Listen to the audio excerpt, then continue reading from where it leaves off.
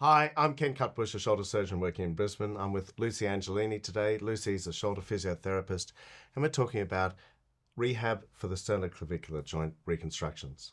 So, Lucy, sternoclavicular joint reconstructions, they're not something we undertake lightly, are they? I mean, usually there's a fair bit of thought that goes into them, and we're really quite reluctant to do them. But we do sternoclavicular joint reconstructions, and we were just chatting just a moment ago, and our experience with them is actually pretty good with them. They do well as long as being thought through before going ahead with the surgery, don't they? Absolutely. Yep. We do see a few, not as many as, a lot of other things, but they've often had a long journey to get to Yeah. this kind of surgery and they tend to do really well.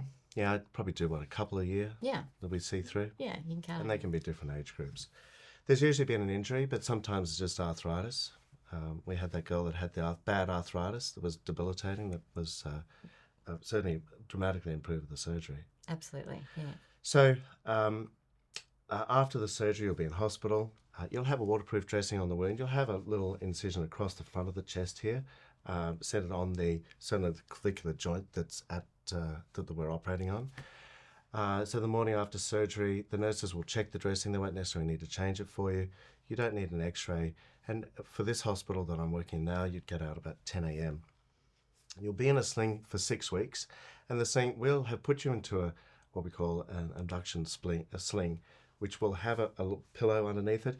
But if that is not comfortable, you don't need the pillow, and the physiotherapist can take that off. You'll see one of the hospital physios on the morning after surgery before going home. You'll see me, of course, and you'll see the pharmacy comes up with your meds.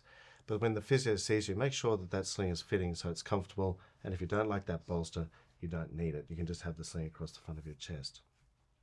So, Lucy, the first 6 weeks? Pretty quiet. The physio will teach you some just gentle range of motion exercises for the adjacent joints. So making sure your hand, your elbow, and your neck don't stiffen up as a result of being in the sling. And we like to give you some instruction on scapular positioning. So making sure that the sling's not dragging you down and forward, that you've got a nice open chest and you're up and back. So making sure the sling fits properly is key before you leave hospital. But yes, we just keep it pretty quiet, let it all heal, and then we get to see you at the 6 week mark. Now, what exercises will the physio show the patient before they leave hospital? So there'll be a gentle pendulum. Would you like to demonstrate? I'd love to.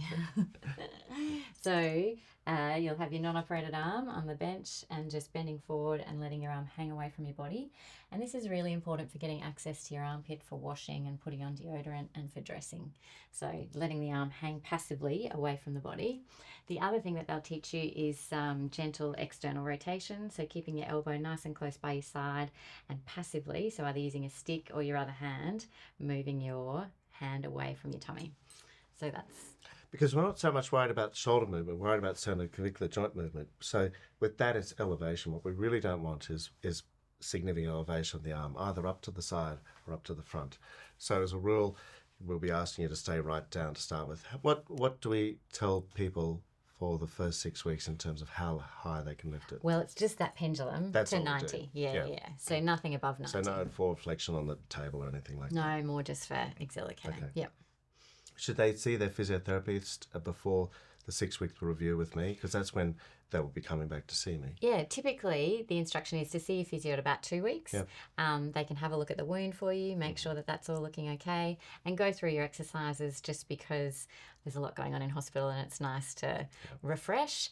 But you don't need a lot of hands-on physio during the first 6 weeks. If you're in a lot of pain and some soft tissue work feels good, then by all means, it's not a problem to go and see your physio, but you don't have to, and there'll be a lot more sort of intensive treatment down the track. And my office will have sent your physio all the details of the surgery, so you will have that, and you'll also have the little video for me describing what the surgery was and how it went, and you can show that to your physio as well. So they will know what's going on, what to do with you. And you'll have the physio protocol as well that you've written out for them all, and that'll be in your pack as well, so take that along with you. So that's the first 6 weeks. I think we're pretty good with that. The dressings come off around 7 to 10 days later. There's no stitches to come out. Then at 6 weeks, they're coming in for the visit here, either in person or sometimes via telehealth, which we'll do by telehealth, and that works quite well. What are we doing with them at 6 weeks? So at 6 weeks, we're weaning from the sling. Yeah. So we get to start to use your arm for all your light activities of daily living. So we encourage light use. We want you to use it to eat and to wash and to dress and to groom, all those kinds of things. But the important thing is that you don't use your arm above 90 degrees of elevation. So we're allowed to get your range of motion to here, but not further. Yeah. Yes. The big thing is just not elevation, because that starts to put pressure on the sternoclavicular joint. We want this sternoclavicular joint to be nice and solid and firm, because almost and always the problem with the sternoclavicular joint has been instability of some sort or some degree, which has led to all the problems. So we want the reconstruction that I've done to be firm. Invariably, I will have done a tendon allograft reconstruction, weaving through the medial end of the clavicle and the sternum. We want that to be solid. So if you're lifting your arm up above shoulder height, you'll be stretching that, and that would then be pushing you down the path of recurrence of your symptoms, which we don't want. So for the first 3 months, we never want to see the arm above shoulder height. And that has really changed everything for me, I think, in terms of the results of this operation. So that's key, the first 3 months of going slow. Range of motion with the shoulder's not such a problem. External rotation, internal rotation, we want to make sure the shoulder's moving itself. The glenohumeral joint's moving, but the sternoclavicular joint's what we're concerned about. Absolutely. So that's at 6 weeks. Yep. Out of the sling, of course. Out of the Unless sling. there's any worries. And Yep. that's the time to ask any questions and Absolutely. be filled in on everything. Yep. And then we write to your physio and Yes, give both you of us will further write to your physio so they know so they get an update, and if there's any questions they can always contact me or Lucy. Absolutely. Yep. So the next visit is at 12 weeks? Yep. And that's when we can slowly start to regain range of motion above 90 degrees. And for some people, it comes back straight away. And for some others, they've tightened up a lot in the glenohumeral joint. So it is a bit slower. And we enjoy getting your range back and then starting some strengthening. Yeah. And I've never seen anyone lose range of motion long term with that protocol. We've been very happy with it, haven't we? Yeah. No, the movement does come back. Yeah. Just some people quicker than others. Yeah, yes, and everyone's a little bit variable, but it does come back. And the risk of going too fast, too quickly at the beginning is that we lose the benefit of the operation and the symptoms return, which is not what we want.